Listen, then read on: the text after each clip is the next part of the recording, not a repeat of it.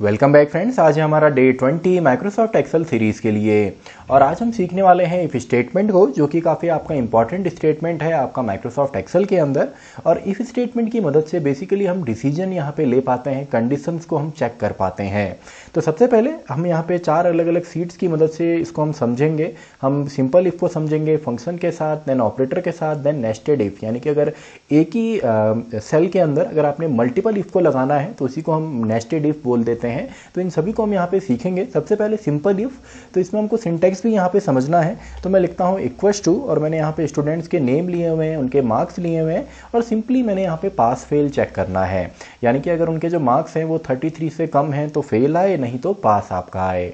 तो यहाँ पे देखिए, जैसे ही मैं इफ़ यहाँ पे लिखता हूँ तो इफ़ के अंदर आपके 3 मेन पार्ट होते हैं। सबसे पहले लॉजिकल टेस्ट, यानी कि जो कंडीशन आप बनाएंगे, अगर ये कंडीशन ट्रू होती है तो कॉमा के बाद हमने वो वैल्यू देना है या वो डेटा यहाँ पे देना है। अगर हमारा जो लॉजिकल टेस्ट ट्रू होता है तो ट्रू वाला पार्ट, वरना कॉमा के बाद फॉल्स वाला पार्ट। देखिए सिंपल सा है। तो लॉजिकल टेस्ट में मैं यहाँ पे दे देता हूँ कि जो हमारा B2 है, जो B2 है, अगर ये होता है सिंपली आपका ग्रेटर देन, या अगर आप चाहें तो लेस देन भी चेक कर सकते हैं। अभी मैंने कहा कि अगर B2 जो है वो आपका ग्रेटर देन होता है 32 से, यानी कि 33 एंड उसके ऊपर के जो नंबर्स हैं, तो कॉमा, तो मुझे क्या करना है, मैं डबल कोट्स के अंदर यहाँ पे वैल्यू दे देता हूँ। फॉर एग्जांपल पास, मैंने पास यहाँ पे दे दिया।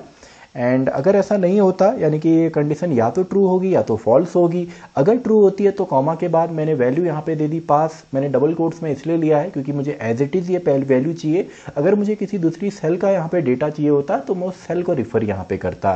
तो अगर B2 32 से ज़्यादा है तो पास, नहीं तो आपका तीसरा यहाँ पे पार्ट हो जाएगा फेल। तो देखिए सिंपल सा है, अगर ये कंडीशन सेटिस्फाई होती है तो पास आए, नहीं तो फेल आए। तो इसमें देखिए पास हमको यहाँ पे मिल गया। मैं ड्रैग कर देता हूँ तो ये तो सभी यहाँ पे पास हो गए। चलिए मैं कुछ के मार्क्स यहाँ पे आपका कम कर देता हूँ, एक यहाँ पे और एक यहाँ पे। तो देखिए जैसे मैं इसको चेंज कर रहा हूँ तो सिंपली पास की जगह यहाँ पे फेल आ जा रहा है। तो ये तो सिंपल आपका इफ़ का एग्जाम्पल है। अब हम देखते हैं इफ़ का यहाँ पे दूसरा एग्जाम्पल।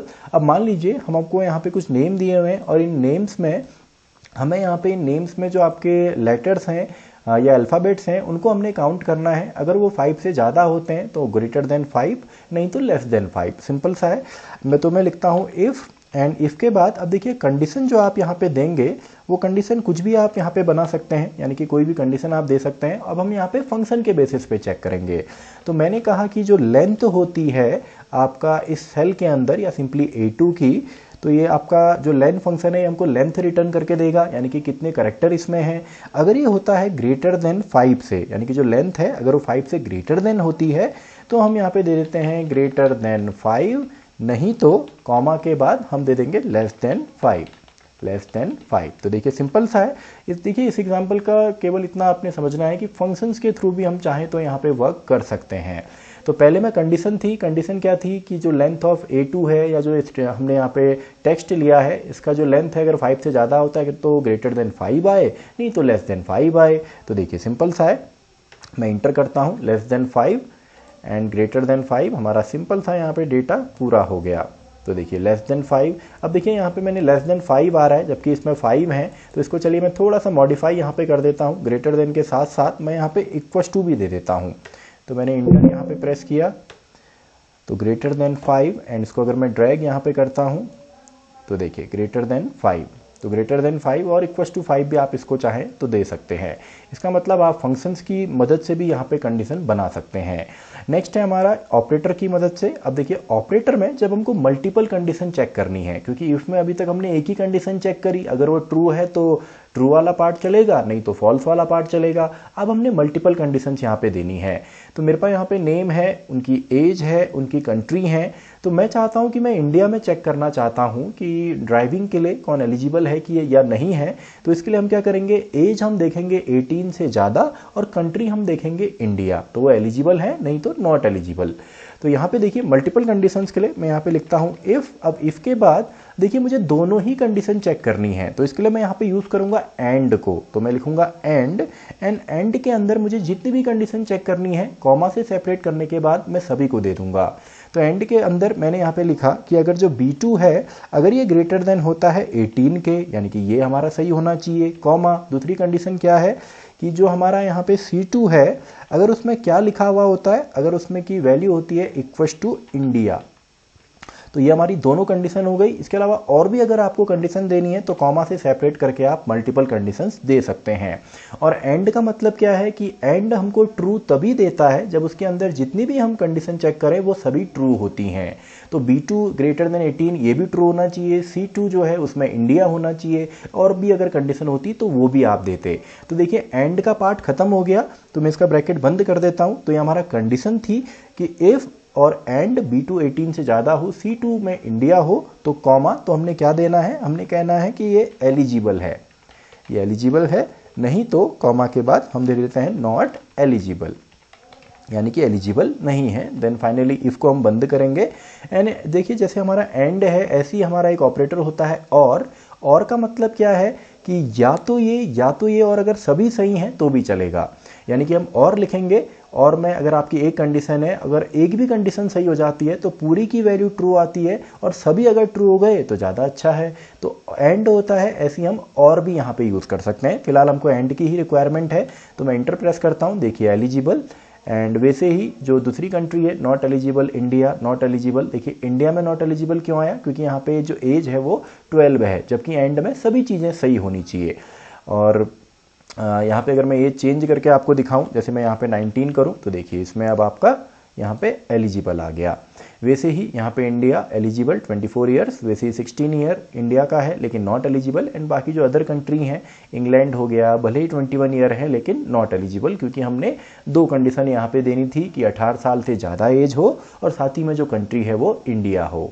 तो ये तो हो गया इफ ऑपरेटर में हम कैसे यूज़ करेंगे मल्टीपल कंडीशंस। अब हम देखते हैं नेस्टेड इफ। तो नेस्टेड इफ के लिए मुझे सिंपली यहाँ पे स्टूडेंट्स के मार्क्स हैं उनके हिसाब से इनके ग्रेड देने हैं, और ग्रेड का हमारा सिंपल सा यहाँ पे हमने फॉर्मेट तैयार किया कि 85 से ज़्यादा मार्क्स होते हैं तो ए ग्रेड, 75 से ज़्यादा हैं तो बी, 60 से ज़्यादा है तो सी, 45 से ज़्यादा है तो डी, एंड 35 से ज़्यादा है तो ई।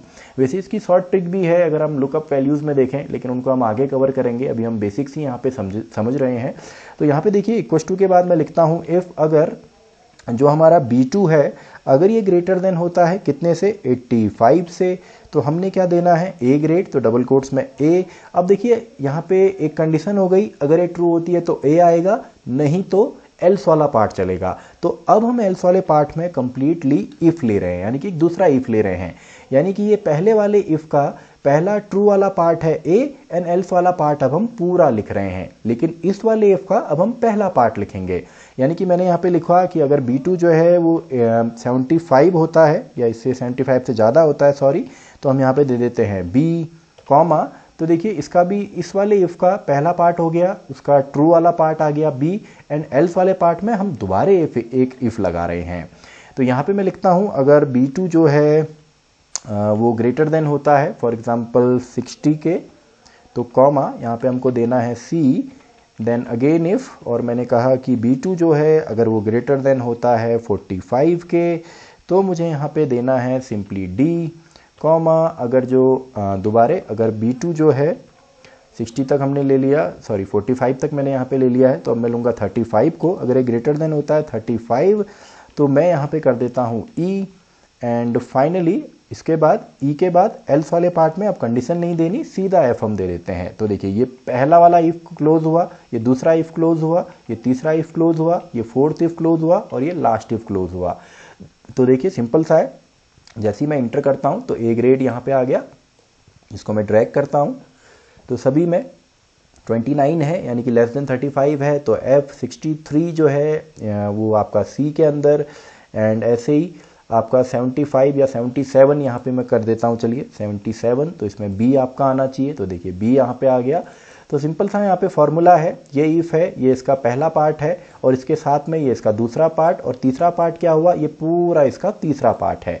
वैसे ही आपके हर उसमें आपका आ जाएगा। तो मैं इंटर करता हूँ, तो सिंपल सा है, आई होप आपको समझ में आ गया होगा। काफ़ी इजी आपका स्टेटमेंट है, इफ स्टेटमेंट। आप चाहें तो इसका नेस्टिंग यूज कीजिए, आप चाहे तो ऑपरेटर्स के साथ यूज कीजिए, आप चाहें तो अदर फंक्शंस के भी साथ यूज़ कर सकते हैं, और सिंपल तो इसका यूज होता ही रहता है। तो आई होप आपको ये समझ में आ गया होगा। तो इसी के साथ हमारा आज का दिन भी खत्म होता है, डे 20। तो मैं मिलता हूँ आपसे नेक्स्ट डे 21 के अंदर।